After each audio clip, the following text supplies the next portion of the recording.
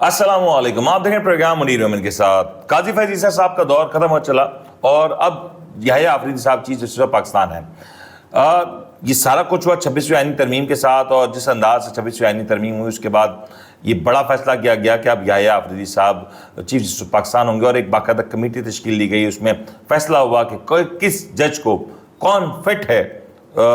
بطور chief justice Pakistan, اور fitness کا معیار کیا ہوگا وہ خیر ابھی تک واضح نہیں کیا حکومت نے۔ لیکن یہاں پہ 26ویں آئینی ترمیم کا ابھی دھواں اٹھا ہی ہے کہ 27ویں آئینی ترمیم کی بات ہو چلی ہے، اور اس حوالے سے جناب بلاول بھٹو زرداری صاحب نے اور وزیر اعظم صاحب نے یہ اعلان کیا ہے کہ وہ 27ویں آئینی ترمیم پر اتفاق لا رہے ہیں اور اس کے اوپر کام ہو رہا ہے۔ مولانا فضل الرحمان صاحب کے بارے میں کہا جا رہا ہے کہ انہیں پہلے سے ہی ملایا جائے گا تاکہ اس بار کسی قسم کا کوئی ابہام نہ رہے۔ 27ویں آئینی ترمیم کے لیے پارلیمان کو بھی متحرک کیا جا رہا ہے، اور اس کے لیے بھی تمام ساری اتحادی جماعتوں کو بھی یکجا کیا جا رہا ہے۔ آئینی قانونی ماہرین کے لیے کو بھی بلا لیا گیا، اور اس کے اوپر سر جوڑ کے ساری آئینی قانونی ماہرین بیٹھ چکے ہیں کہ 27ویں آئینی ترمیم میں کیا کیا ہوگا اور کس کے لیے ہوگا۔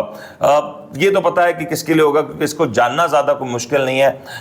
پاکستان میں عام طور پہ جو آئینی ترامیم ہوتی ہیں وہ عوامی مفاد کی نہیں ہوتی، بلکہ ذاتی نوعیت کی اور پولیٹیکل بنیاد پہ کی جاتی ہیں۔ اور اس تمام تر جو آئینی ترامیم جتنی بھی ہوئی ہیں پاکستان میں، زیادہ تر بیشتر کا جو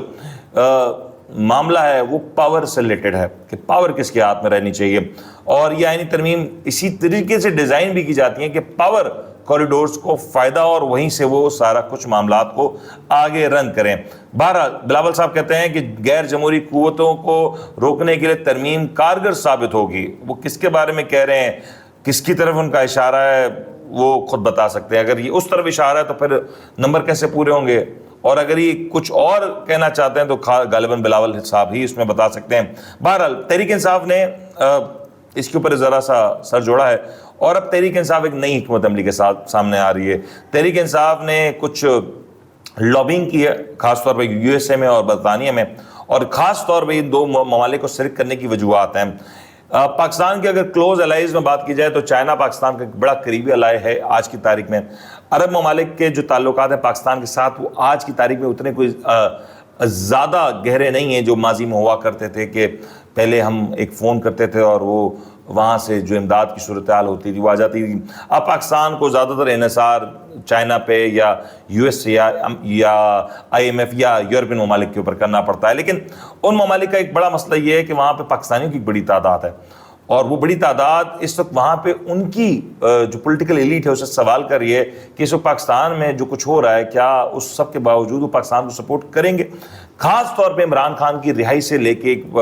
جڑا معاملہ ہے جو کہ اس وقت برطانیہ ہو یا امریکہ ہو دونوں میں اٹھایا جا رہا ہے، اور اس کے لیے کافی زیادہ آواز بلند کی جا رہی ہے۔ اور اس کے لیے اگر کانگریس مین کی بات کریں یو ایس میں، تو کانگریس مین ایک بڑا کردار ادا کر رہے ہیں، وہاں خط لکھے جا رہے ہیں، وہاں ڈونلڈ ٹرمپ کی حکومت کے اوپر اس کے اوپر یہ جو الیکشنز ہونے جا رہے ہیں اس کے اوپر کافی زیادہ اس کا امپیکٹ ہونے جا رہا ہے، کیونکہ وہاں پہ جو سینیٹرز کی جو تعداد ہے، جو کانگریس مین کی جو تعداد ہے، وہ اس ساری صورتحال کو دیکھ رہی ہے کہ پاکستان کے حوالے سے جو پالیسیز ہیں وہ کیا ہوں گی، اور یقینی طور پہ وہاں پہ اس کا ایک پریشر گروپ بنتا نظر آ رہا ہے۔ سملرلی ان کیس برطانیہ میں بھی یہی صورتحال کچھ نظر آ رہی ہے، اور برطانیہ میں بھی اب اس حوالے سے خطوط لکھے جا رہے ہیں جو کہ الارمنگ ہے گورنمنٹ کے لیے۔ اگر یہ صورتحال ہوتی ہے اور اسی طرح پہ آگے بڑھتی ہے تو گورنمنٹ کو یقینی طور پہ اس کا پریشر تو ضرور ہوگا، کیونکہ بیرونی آقاؤں کو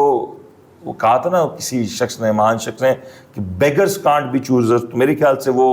صورتحال تو ہے، اور اس کا پریشر یقینی طور پہ گورنمنٹ کے اوپر ہوگا۔ بہرحال تحریک انصاف کا ایک اور عمل یہ بھی ہونے جا رہا ہے جو رپورٹ کیا جا رہا ہے کہ تحریک انصاف اس پوری صورتحال کو پھر سے اب تیز کرنے لگی ہے۔ دو اہم معاملات تحریک انصاف کے حق میں جا چکے ہیں۔ ایک جو اہلیہ تھیں بشرا بی بی، ان کی رہائی ہو گئی۔ دوسری جو عمران خان صاحب کی جو دونوں بہنیں ہیں ان دونوں کی رہائی ہو گئی، اور اب تحریک انصاف کی جو تمام تر قوت ہے وہ مرکوز ہونے جا رہی ہے عمران خان کی رہائی سے متعلق۔ اور جو اطلاعات ہیں کہ عمران خان صاحب کی رہائی شاید کچھ جلدی نہیں لیکن زیادہ دور بھی نہیں، اور کچھ نمبرز، کچھ ایسٹیمیٹس اس وقت آ رہے ہیں جو اس وقت نشاندہی کر رہے ہیں کہ غالباً 2025 وہ سال ہوگا اور اس میں غالباً 2025 کی ابتدا میں کچھ ایسا ہو سکتا ہے کہ عمران خان صاحب جیل سے باہر آ جائیں. اگر یہ ہو جاتا ہے تو تحریک انصاف اس کو اپنی بڑی جیت تصور کرے گی, اور گورنمنٹ کے اوپر جو پریشر ہے یہ کہیں نہ کہیں نشاندہی کر رہا ہے کہ دس از پاسبل, کیونکہ ابھی تک خان صاحب کے حوالے سے کوئی بھی چارج فریم نہیں ہو سکا, کوئی بھی جرم ثابت نہیں ہو سکا, اور انٹل انلیس کوئی چیز ثابت نہیں ہوتی تو یہ جو انٹرنیشنل لاز ہیں اس کا ایک پریشر ہے, پھر ایک انٹرنیشنل لابی ہے اس کا پریشر ہے, پاکستان میں ایک الگ پریشر ہے, اس کا بھی ایک معاملہ ہے جس کے اوپر گورنمنٹ کو یقینی طور پہ کہیں نہ کہیں معاملات کو دیکھنا ہے, اور گورنمنٹ اسی کو دیکھتے ہوئے ابھی جو ساری جو تیاری کری ہے 27ویں آئینی ترمیم کی اس کو دیکھتے ہوئے کر رہی ہے. اور یہ جو 27ویں آئینی ترمیم ہے اس کا سارا فوکس جو بلاول صاحب کہہ رہے ہیں کہ غیر جمہوری قوتوں کو کے حوالے سے وہ غالباً اسی طرف اشارہ ہے, اور وہ چاہتے ہیں کہ ایسا کچھ ہو جائے کہ یہ رستہ اس وقت تقریباً بند کر دیا جائے. 27ویں آئینی ترمیم پہ حکومت کتنی کامیاب ہوتی ہے یہ یقینی طور پر وقت ثابت کرے گا, لیکن 26ویں آئینی ترمیم کے جو اثرات جس میں ہم نے پہلے بھی بات کی وہ بڑے گہرے ہو چکے ہیں. محمود خان اچکزئی صاحب ایک بڑی سینئر سیاستدان ہیں, انہوں نے جو گفتگو کی ہے کہ اسمبلیاں اپنا مینڈیٹ کھو چکی ہیں. وہ کہہ رہے ہیں کہ اب اسمبلیوں کی وقت نہیں ہے, اسمبلیاں مینڈیٹ کھو چکی ہیں, ملک میں کسی کو جمہوریت اور انصاف کی فکر نہیں. یہ محمود خان اچکزئی صاحب کہہ رہے ہیں, جو کہ اگین ایک بڑا ان کا پولیٹیکل ہولڈ ہے اور ایک سینئر پولیٹیشین ہے. ووٹ کو عزت دو کا نام لینے پر آئین کی دھجیاں ووٹ کو عزت دو کا نام پر آئین کی دھجیاں اڑائی جا رہی ہیں. یہ نون لیگ کے اوپر تنقید ہو رہی ہے کہ نون لیگ کا بیانیہ تھا کہ ووٹ کو عزت دو, اور کہہ رہے ہیں کہ آج وہ جو ووٹ کو عزت دینے والے جو بات کر رہے تھے آج وہی آئین کی دھجیاں اڑا رہے ہیں. ہم پشتون علاقوں میں جرگہ کریں گے,